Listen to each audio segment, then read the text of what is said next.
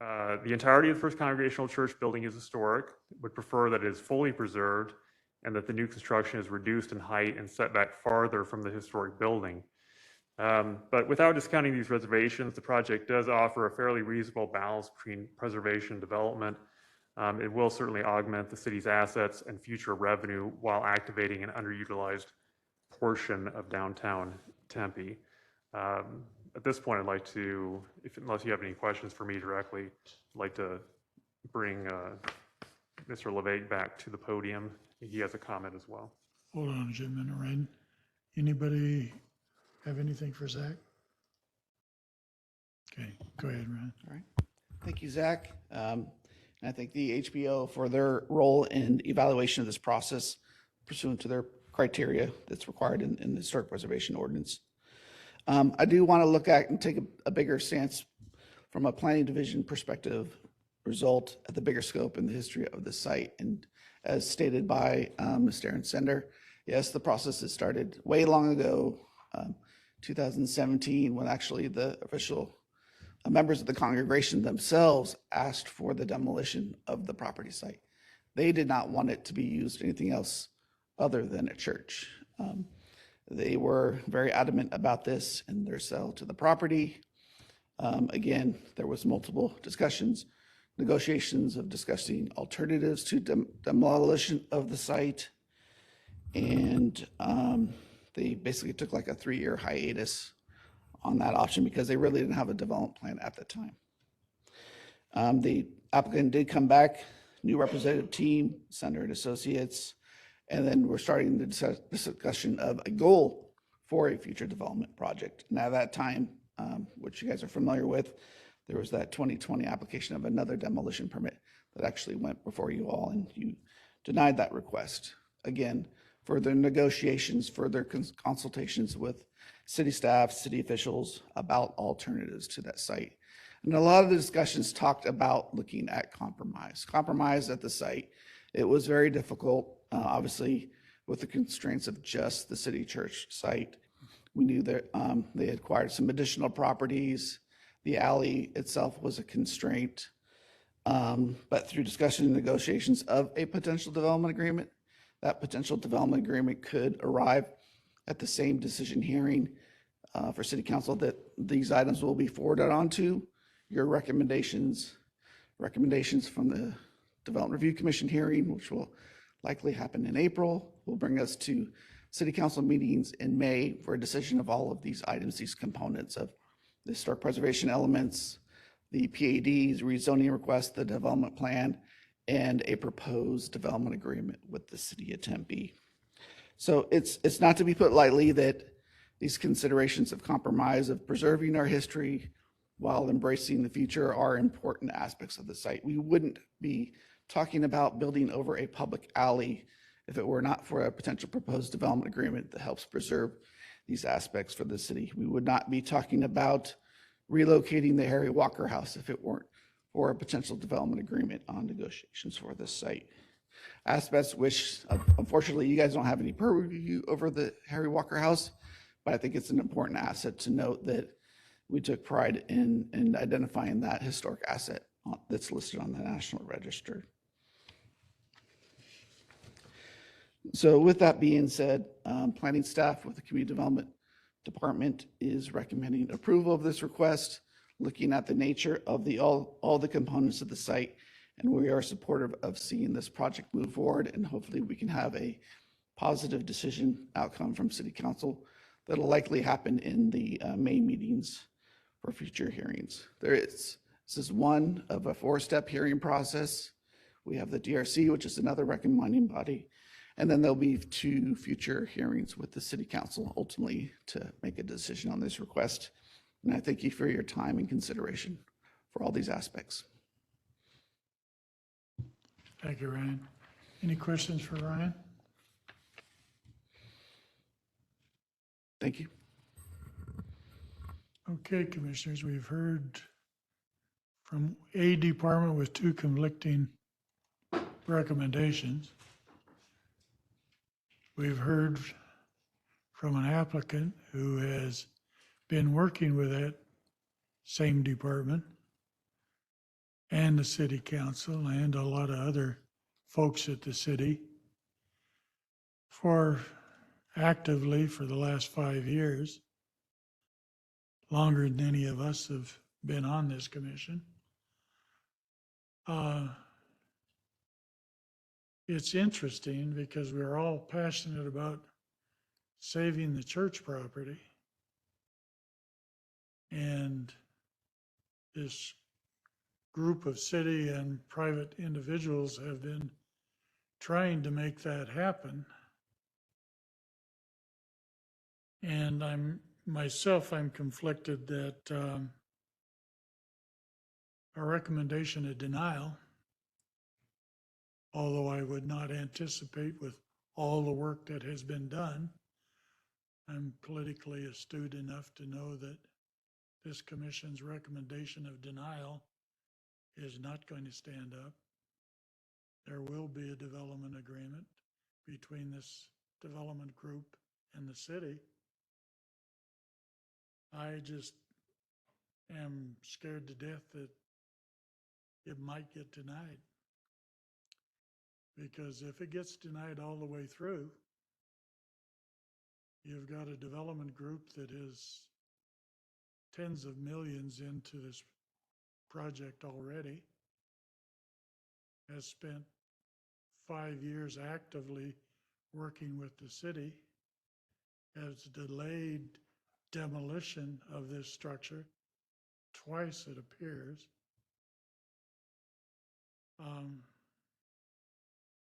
If we come out with a strong recommendation denial in oblivious to all this negotiation that's gone by the way over the last 5 years, I'm very concerned that we are rolling the dice as it relates to this structure.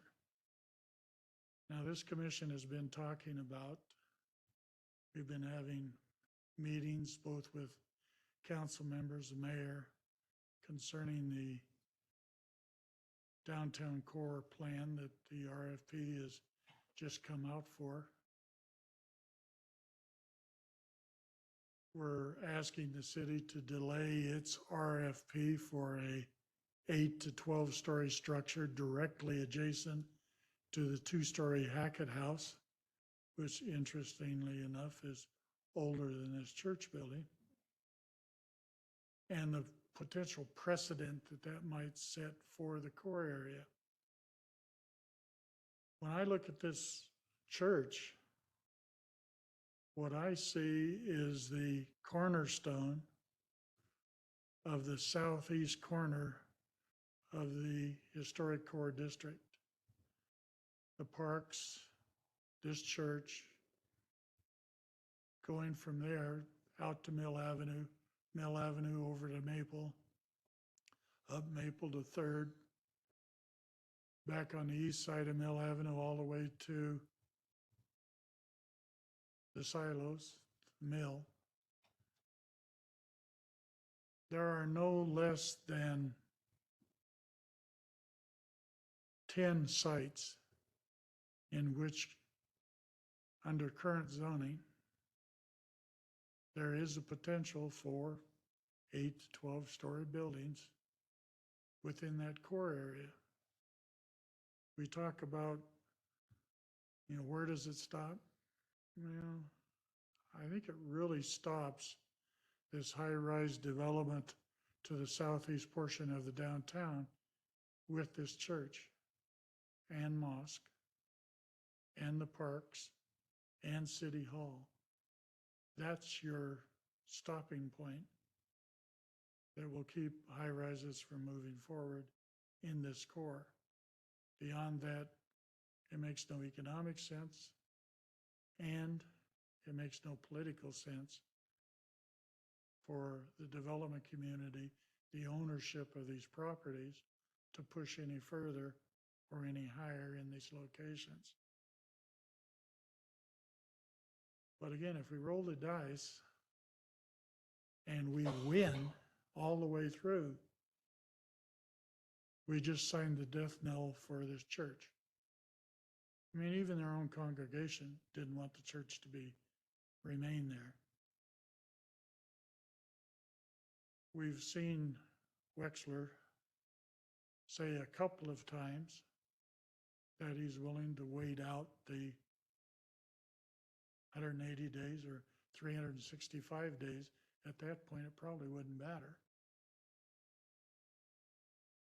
But the ultimate end of that is the death of this church building.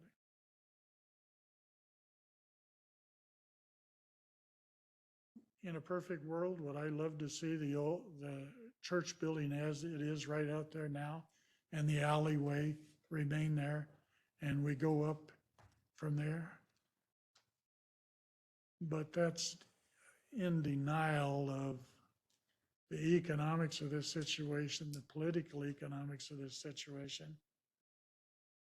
And I myself, I'll say it to you right now, I myself will not support a recommendation of denial for these applications because I just don't want to take that chance. Now, we've heard from a few members here who are probably in support of that denial. And I will remind that on a commission with 9 people on it, that we do have to have 5 affirmative votes for any motion, for any action, in order for it to pass. There's 8 of us here and online tonight, so we're about as full as we've ever been, especially as it relates to this issue. I appreciate the comments that have been made. I support the comments that have been made. What we're not hearing, and apparently won't hear until the details are in writing in May, as to what the full deal and the full protections of these 2 historic buildings, the church and the Walker House, are as it relates to this development, where they will go, who will do what, and when will that be done in order to protect these 2 assets. I'd like to see both those assets protected. I'd like to see the church become this cornerstone in the downtown core district that hopefully 18 months from now we will have in place with height restrictions, so we aren't seeing the possibility of 8 and 12-story buildings within that core. One of the prime sites is owned by the federal government. It's called the post office. 5th and Mill, Fackler Square. That one is just ripe. I mean, the post office doesn't work well there. It's more sentimental than anything else. I'd love to see the 4-story Piggly Wiggly building that was there historically miraculously repair up here on that corner. What I don't want to see is an 8 to 12-story modern building out to the sidewalks on that building because zoning says they can do it. I want us to point to the protection of this historic church and say this is an anchor on this corner of the district, like Hackett House is on the west side of the district and the Flour Mill is on the east side of the district. With those things in place, these potential infill sites in the core, I think we can control what the future of our historic core will look like. The rest of it is basically already been transitioned. That was the price. All these new projects, Centerpoint and the rest of it, Hayden's Ferry, Hayden Square, all those projects, private projects, were the price we paid for the protection of the historic structures that are along Mill Avenue. The new construction paid for the preservation and redevelopment of the old. You know how I feel about it. I'm hoping how you feel about it is to lean more towards what Ryan is recommending within his department versus what Zach is going to recommend or is recommending. If not, that's fine. We can pass on a recommendation of denial to the DRC and the city council. But my gut is likely that would not stand and is really not, in my mind, worth the effort. That's all I'm going to say. I will call for any additional comments that commissioners might have. If there are none, then I'll call for a vote, a motion, as it relates to these 4 items that are in front of us. And Chair, I'll just add before you do that, you certainly can, you can, 4 motions can be raised, 4 separate motions, or 1 collective motion covering all 4 items, whatever is preferred. Excuse me. I think that the 0006 and 0005, the first 2 that you're recommending denial for, denial of those for all intents and purpose means denial for the others. I don't want to go through 4 votes. I'd just soon have 1 motion to deal with all 4 of these.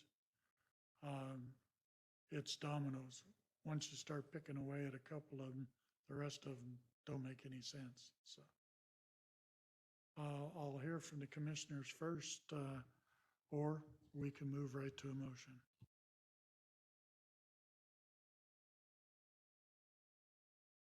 Yes, go ahead.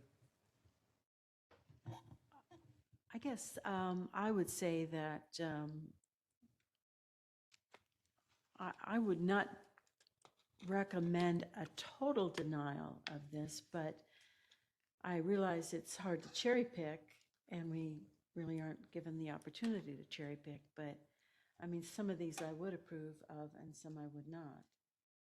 And I don't know what the impact of that would be overall, and whether or not it matters at this point. Are there any other thoughts on that? Well, I mean, I will just run through one scenario, and again, I'm not suggesting this in this scenario, but you know, were you to deny, let's say, you know, 004 and you know, 0003, I think that you know, those, if and when this item were, you know, the other items were approved, let's say the planned area development and the DPR item, if and when they would be approved by down the road or move forward down the road,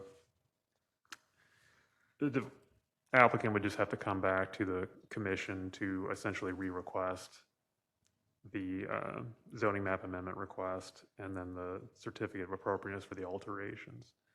So denying them doesn't mean that, denying them now doesn't mean that that's like forever, and they, you know, that they wouldn't be able to then approve them at a later date.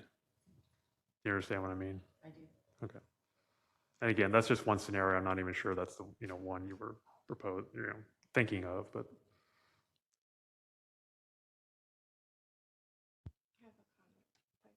Please.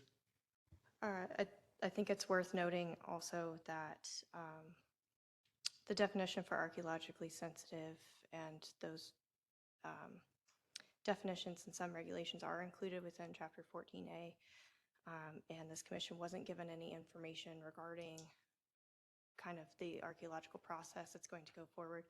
We hear from the applicant that Terracon's on the job, but I would like to see what that job entails, and I think that this commission needs to see what that job entails, because while we're responsible for the stuff on top of the ground, we're also responsible for the stuff on and or underneath it. So I think that is worth noting, and I just wanted to get that out there.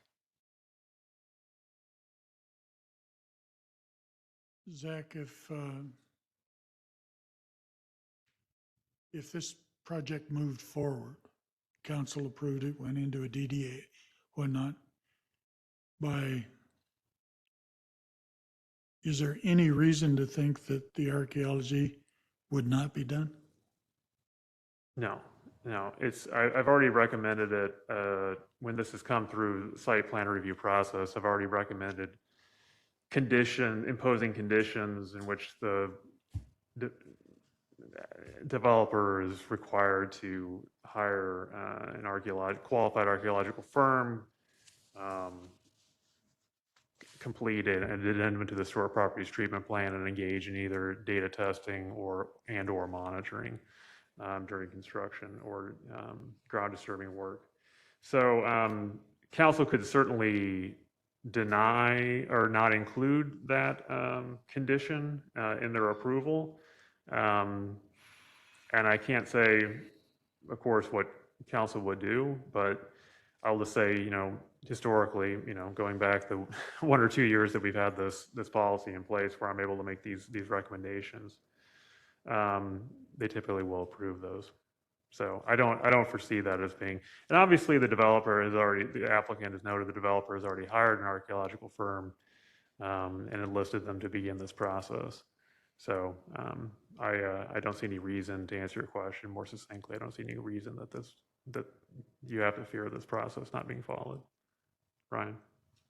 Chair, if I could add too, it's certainly also within your purview if you wanted to make a recommendation of approval that would add and stipulate additional conditions to the project, like the requirement for archaeological monitoring that then could be carried forward to the DRC and City Council action items.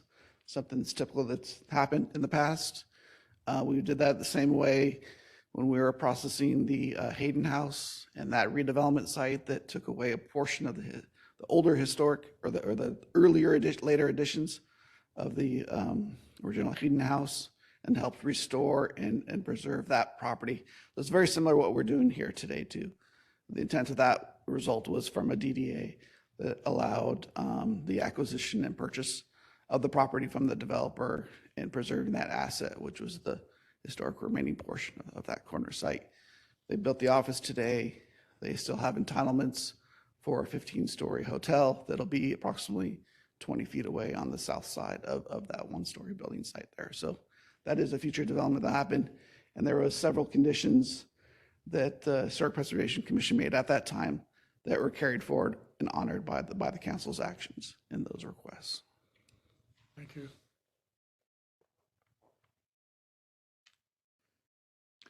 With that, I would ask the commission members for a motion on this item.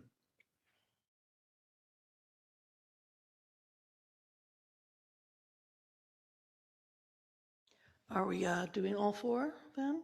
It's up to you. Okay, I move to recommend denial on all four. I'll second. Motion is made and seconded for denial of all four of these requests. Zach, will you do a roll call? I shall. Commissioner Davis, Yes. Vice Chair Fackler, No. Commissioner Kuroka, Yes. Commissioner Lamp, Yes. Commissioner Melcher, Yes. Commissioner Justice, Yes. Commissioner Robinson, Yes, but I would like to qualify that I probably wouldn't deny all four if we were voting on them separately. okay. But I'm For this voting yes on the motion. motion. On this motion on the table, you were voting in the affirmative. Okay. Thank you. Commissioner Williams? Yes. Okay, the motion, there are 7 in favor of the motion, 1 against the motion. So that motion passes. Sounds good. Ms. Enders, thank you for your presentation, staff. That concludes that item. Next on the agenda is chair, staff updates and announcements. Chair Woodson had no updates. Dr. Lechner? Yeah, I'm just going to move to our screen here. There we go. Okay. I do have, I do just have a few announcements. So you received those snazzy badges. I wish I had one of those. So yeah, you're asked to wear those at each meeting of the commission. And then you could also obviously wear those at any public event where you may be representing the Historic Preservation Commission. So that's what those are for. Just wanted to give you a couple of other updates. This is kind of a non-update but the Hackett House redevelopment RFP, it's not yet been reissued yet. I just had a conversation with April Croner in the Economic Development Department, and she let me know that it's just they don't have a date in terms of when that will be potentially reissued, but just she wanted to let you know that as well. The Downtown Historic Core Plan RFP, as Vice Chair Fackler had mentioned, was issued.